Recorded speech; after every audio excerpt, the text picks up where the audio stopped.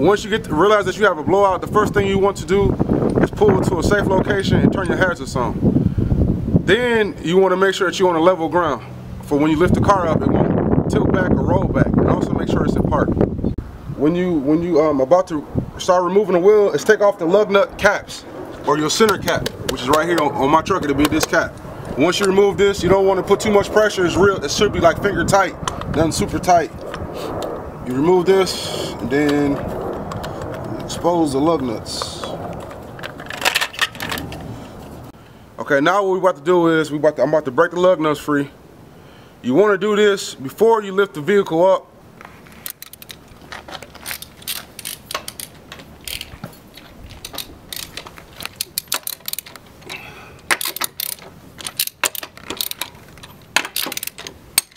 As you can see, I broke them all free. Next, what we're about to do is I'm about to lift the actual vehicle up now that I broke the lug nuts free on the tire.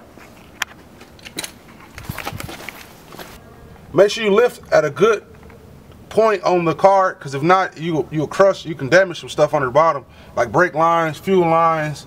You jack up the car at a great location, like a control arm, frame, subframe, anything that's pretty much solid.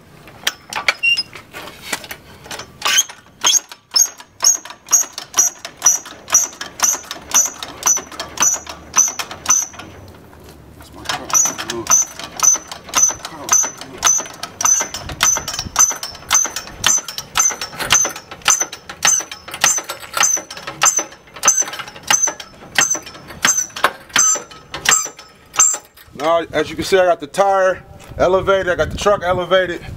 So what you do next is take your socket. As you can see, it's already broke free, so they come off.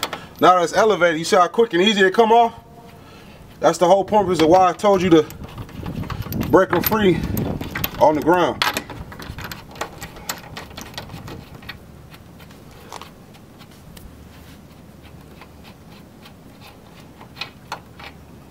Alright, next, as you can see, I got all the lug nuts removed.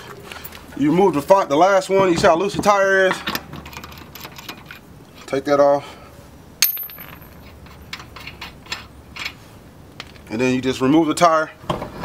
And then if my tire was flat, which it ain't, but if it was flat, you basically get your donut, or most cars nowadays got full size spares. You'll put the tire back on just like normal, line it up, or donut or full size spare, whatever it might be. Put it back on there, and then start putting your lug nuts back on. And do the reverse process.